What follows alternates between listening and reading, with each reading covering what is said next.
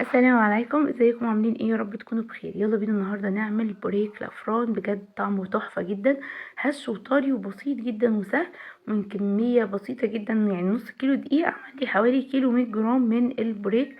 بصوا من جوه التوريقه بتاعته والطراوه حاجه كده وهميه.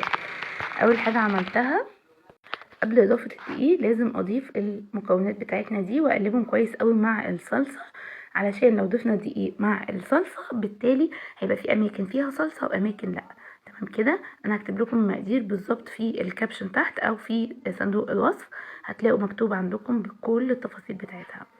تمام. يبقى انا ضفت السكر والخميره والصلصه، وكمان انا هنا عجنته بلبن رايب، انتوا تقدروا تعجنوه بلبن رايب او بميه او بلبن حليب زي ما انتوا حابين. بعد كده هديهم بس تقليبه كده علشان الاقي الصلصه ان هي تختلط كويس او تتوزع كويس قوي، بالتالي هتديني نتيجه ولون جميل جدا. تمام. زي ما انتوا شايفين هنا اهو انا قلبتهم.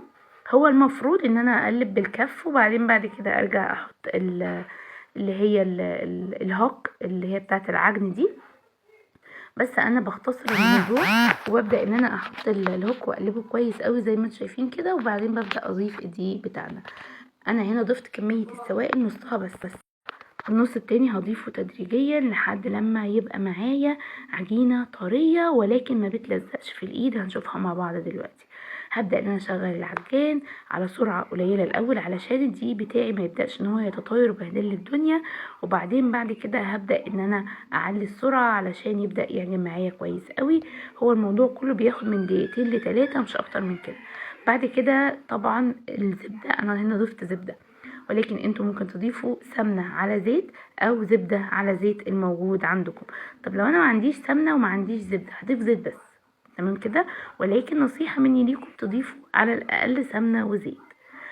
شايفين هنا العجينة بتاعتنا طرية وجميلة، بس انا بطلعها بلاقيها لسه محتاجة خدمة كمان، فبالتالي بحطها تكمل معايا. تمام كده. بدأت ان انا اغطيها واسيبها ان هي تختمر، دي كده اول تخمير.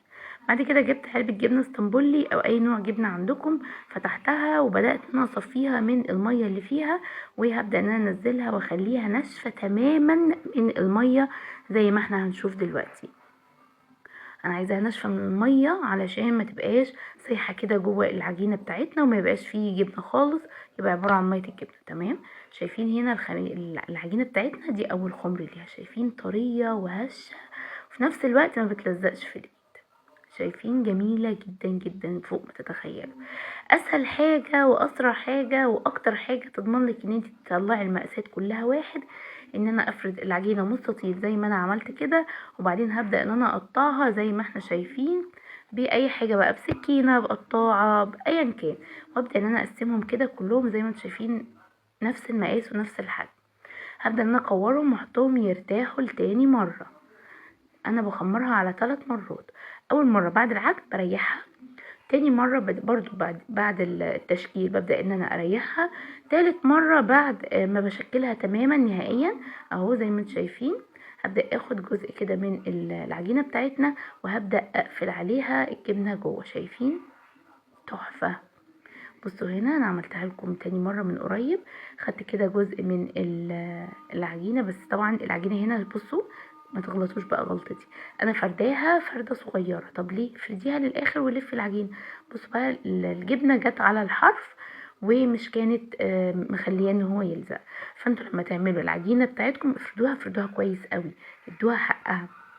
وعايزه اقول لكم ان انت لما تفردي العجينه وتيجي تلفيها على الجبنه هتديكي توريقه من جوه تحفه جدا.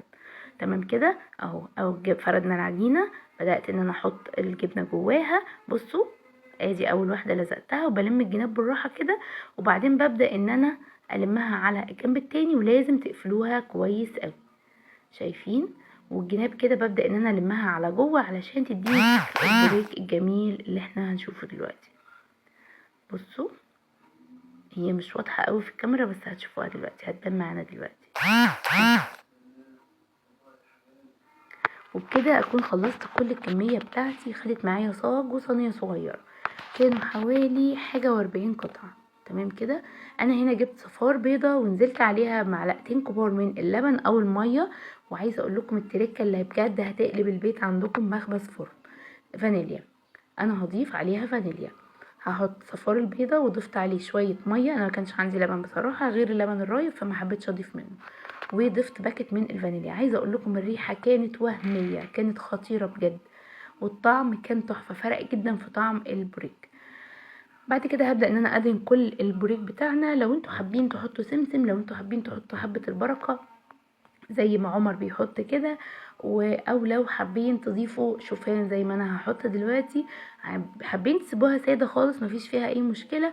ولكن عمر هنا كان حابب ان هو يلعب، فيعني بيحط بالراحة قوي قوي، يا ابني يخلص عشان وقت التصوير.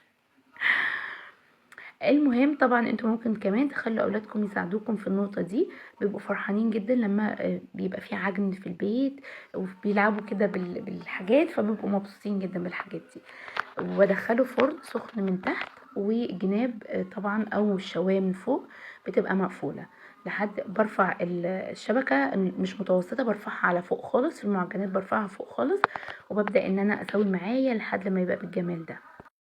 اتمنى وصفة النهاردة تكون عجبتكم، واتمنى تجربوها. الوصفة دي تنفع معاكم جدا في المصايف، تنفع معاكم في الفطار، في الرحلات، في النوادي، في اي مكان. حاجة جميلة وسهلة وبسيطة ومش مكلفة، كل ده من نص كيلو دقيق. اتمنى بقى تعملوا لايك للفيديو واشتراك في القناة. اشوفكم فيديو جديد ومع السلامة.